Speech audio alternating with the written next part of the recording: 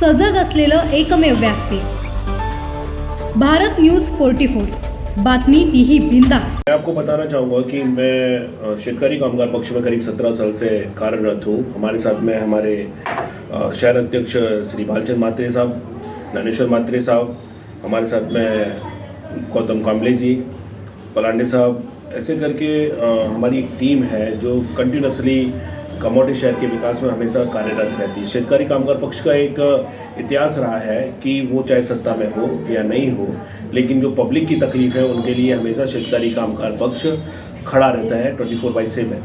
आज बड़ा मुझे थोड़ा सा दुख है कि मैं कुछ कारणों बस मैं शेतकारी कामगार पक्ष का जो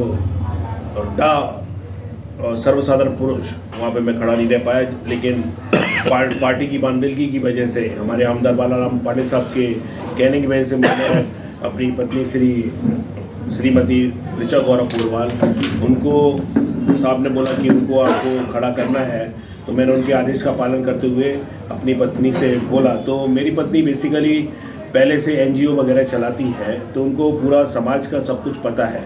लेकिन होता क्या है कि जैसे पुरुष और स्त्री में थोड़ा सा डिफरेंस होता है, क्योंकि उनको घर भी संभालना होता है और बाहर भी संभालना होता है, तो ये टफ होता है। पुरुष को क्या है कि केवल बाहर संभाल के सब कुछ कर सकता है, लेकिन मुझे विश्वास है कि आपके चैनल के माध्यम के थ्रू मैं बताना चाहूँगा कि वो एक MA सोशोलॉजी में 2000 में कंप्लीट किया है। इतना पढ़ा लिखा हुआ कोई भी कैंडिडेट आपके पूरे महानगर पालिका में शायद ही होगा, ऐसा मैं विश्वास जताता हूँ। आज कमोठे में प्रॉपर्टी टैक्स, पानी, रोड, आप अगर देखते हो कि जो MSCB है इसकी भी कभी भी लाइट कभी भी चली जाती है, इसका भी कोई लेना देना नहीं है। और सबसे बड़ी बात है कि आज हमारे फुटपाथ, पार्किंग, आप अगर देखोगे तो मानसरोवर बिल्डिंग से जो डिसिल्वा है वहाँ से लेके आपका सेंट्रल बैंक चौक तक एक पार्क नहीं है। ऐसा कंडीशन यहाँ पे नहीं, पूरे इंटायर कमोठे में। लेकिन मैं केवल और केवल वार्ड नंबर 12 की बात करना चाहूँगा, क्योंकि मेरी पत्नी जो है वो प्रभाग क्रमांक 12 के प्रभाग से खड़ी हुई है। तो अगर जनता ऐसे योग्य लोगों को चुन के नहीं लाएगी तो ये परेशानी हमेशा बनी रहेंगी। आपको याद होगा कि 2017 में जब महानगर पालिका बनी पहली बार और इलेक्शंस के बाद सत्ताधारी जो लोग आए, उन्होंने 5 साल में एक भी काम नहीं किया। ये बहुत ही तकलीफ की बात है। और आपको याद होगा कि उस पीरियड में महानगर पालिका ने डिक्लेयर किया था कि हम 5 साल कोई भी टैक्स नहीं लेंगे, और उन्होंने उस चीज़ को भी दोगलापन दिखाते हुए पब्लिक के ऊपर ऐसा टैक्स लगाया कि जहाँ पर महानगर पालिका NMMC भी है, BMC भी है, बसई विरार आप अगर इंटायर महाराष्ट्र में देखोगे तो वहाँ पे करीब नियर अबाउट 2 रुपये पर स्क्वायर फीटर, यहाँ पे 12 रुपये का रेट है। तो पनवेल की जनता को कहीं झाड़ से लगा हुआ पैसा नहीं मिलता है।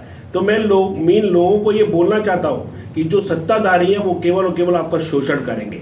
यहाँ पे पैसे का बहुत बड़ा इशू है कि लोग पैसा देके वोट देते हैं। आपको पता है कि करोड़ों रुपए की स्कीम्स आती हैं बरमेल महानगर पालिका में जो लोगों तक पहुंचती नहीं, क्योंकि वो 2000 के वोट में बिक जाते हैं और उनको पूरा सफ़र करना पड़ता है। मैं लोगों से रिक्वेस्ट करना चाहूँगा, हो सकता है कि मैं आज मुझे लोग परप्रांतीय और ये सब कुछ चीज़ें बुलाएं, लेकिन मैं एक भारतीय हूँ, और एक भारतीय होने के नाते मेरा एक सभी लोगों से यही निवेदन रहेगा कि मैं मराठी भाषा की भी उतनी इज्जत करता हूँ जितनी मैं हिंदी भाषा की करता हूँ। मेरे यहाँ पर आज यहाँ पर बैठने वाले 90% लोग महाराष्ट्रियंस हैं, तो मैं उनका ख्याल इसलिए रखना है क्योंकि मैं यहाँ पे रहता हूँ, तो उनका ख्याल रखना हमारे लिए ज़रूरी है। तो मैं लोगों से ये दरख्वास्त करना चाहूँगा कि अगर आपने ये बदल नहीं किया और आपने सिमिलर सिस्टम को रखा तो आप लोग कोलैप्स हो जाएंगे। आज आप देखेंगे कि जिस बिल्डिंग मधुरम में, इसमें 3 लाख रुपए का फ्लैट बिका 2005-06 में। इसी तरीके से डिसल्वा बहुत सारी बिल्डिंग्स यहाँ पे ऐसे जहाँ पे 3-3 लाख रुपए के फ्लैट, 3-3, 4-4 लाख के फ्लैट्स बिके। तो उन लोगों की पगार थी 10 से 15 हज़ार रुपये।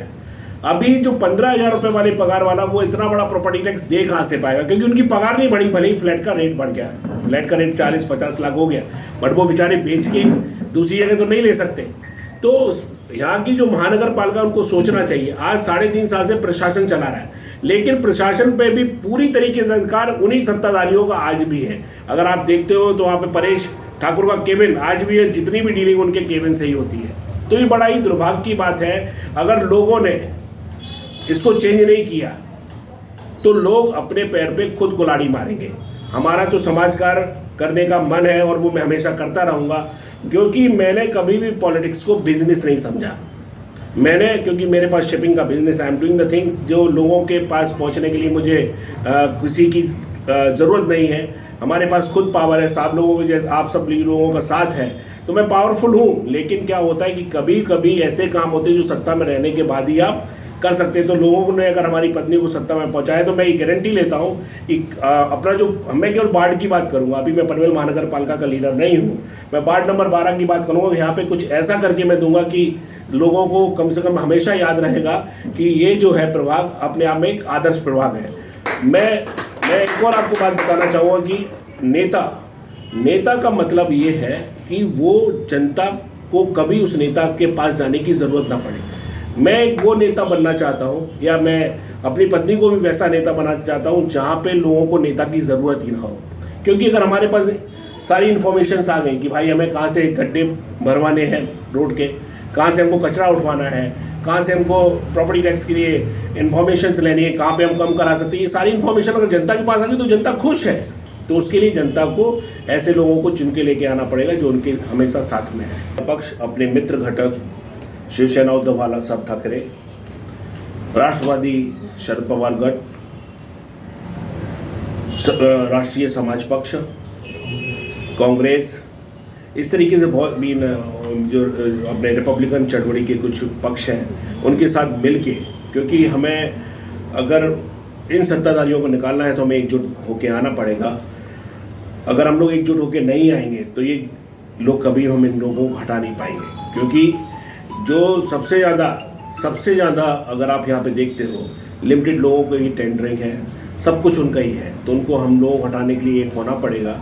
और मैं जानता हूँ अगर महाविकास आघाड़ी के जितने भी लीडर्स अगर अपनी जगह पे प्रॉपर तरीके से काम किया तो सत्ता इस बार महाविकास आघाड़ी की आएगी, ये हमें पूर्ण विश्वास है। और उसके बाद अभी आपको मैं बताना चाहूँगा कि दिवा पाटिल साहब के लिए आपने देखा होगा कि एयरपोर्ट के लिए काफ़ी दिनों से आंदोलन था।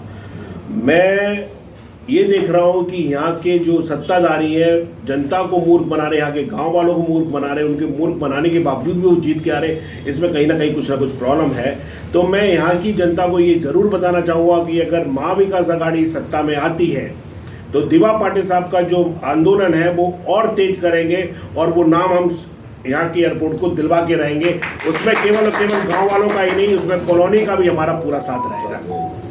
मैं क्रमांक 12 से जनता के सभी जनताओं के लिए ये आह्वान करती हूँ कि वो हमको वोट दें और हमको जिताएं, जिससे हम उनके लिए उनका कुछ विकास कर सकें और मुझे आगे लाएं। महिलाओं के लिए क्या ये जो प्रॉब्लम, पानी का प्रॉब्लम है, रोड का प्रॉब्लम है, या उनका पर्सनल जो भी कुछ और प्रॉब्लम है वो सब सॉल्व करेंगे। मैं महिलाओं के लिए बजट कर वगैरह ये सब करेंगे इन लोगों के लिए। और मैं पहले से NGO चलाती हूँ, सिलाई वगैरह है, पेंटिंग, ये हमारे यहाँ हम लोग शुरू से ही करते हैं। तो उसके माध्यम से महिलाओं को कुछ बताएंगे कि इससे ये होता है, कुछ काम उनको दिलाएंगे उससे आगे बढ़ाने के लिए, वो इंडिपेंडेंट। मैं अपने बार से महिलाओं से ये विनती करती हूँ, मैं आप अशाच नवनवीन अपडेटसाठी बघत रहा भारत न्यूज 44, सत्याचा प्रकाश, बातम्यांचा विश्वास।